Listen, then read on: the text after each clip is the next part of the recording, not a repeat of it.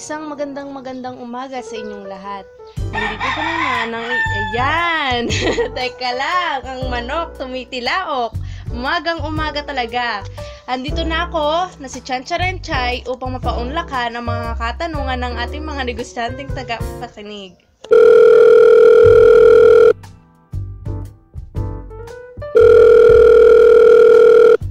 Okay, meron na tayong caller. Hello, welcome to Business Radio. Hello po, Miss Chancharenchay. Ano pong pangalan ninyo? Ako nga po pala si Sandra. Okay, Sandra. Anong may paglilingkod ko sa'yo? Nais ko pong malaman kung ano po ba ang advertising. Aba, halatang business-minded ang ating caller. Ang advertising may be defined as any sponsored, paid message that is communicated in non-personal way. Ito yung mga advertising media tulad ng billboards, magazines, newspaper, radyo, television at internet, kung saan ipinahahayag nila sa publiko gamit ang pananalita at grafiko. Iyon pala ay katulad ng mga nakikita natin sa pampublikong daan, na mga naglalakihang billboard at kung minsan pa nga'y gumagamit ng mga sikat na personalidad. Correct na malaking check. At alam mo bang may global advertising na tinatawag? Ano naman po ang global advertising? Global advertising is the use of the same basic advertising message in all international market.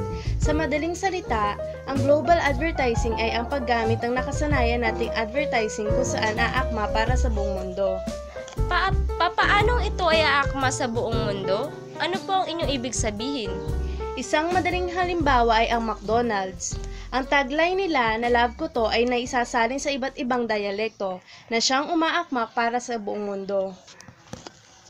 Kaya pala bukod sa Pilipinas, meron ding McDonald's sa ibang bansa?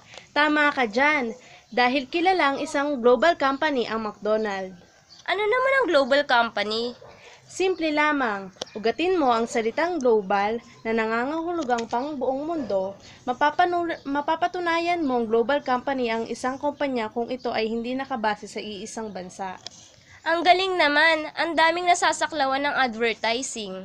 Hindi pa dyan nagtatapos dahil meron pa tayong tinatawag na global brand. Dito kabilang ang mga brand tulad ng Apple, Starbucks at Coca-Cola. Kasama ba ang Mang Inasal dyan? Paano mo naman nasabi na kasama yon? Ano ang iyong basihan? Hindi po ba't sikat din ang Mang Inasal katulad ng inyong nabanggit na Apple, Starbucks at Coca-Cola? Oo, tama ka, pare-parehas silang sikat. Ngunit hindi lahat ng sikat sa buong mundo ay tulad ng tatlong nabanggit. Meron po ba silang basihan upang masabing ang isang brand ay maituturing na global brand? Nararapat na ang brand ay attractive, hindi lang sa ibang bansa kundi sa buong bansa. At kailangan rin na pag-aralan upang matukoy kung ang isang brand ay global brand ba o hindi. Maraming salamat po, Miss Chancharenchay. Napakarami kong natutunan para sa araw na ito. Ito'y dagdag na naman sa aking kaalaman tungkol sa mga negosyo. Maraming salamat sa ating caller. Ngayon, sa mga nakikinig dyan, ako ay may dadagdag sa inyong kaalaman at iyon ay ang PR o Public Relation.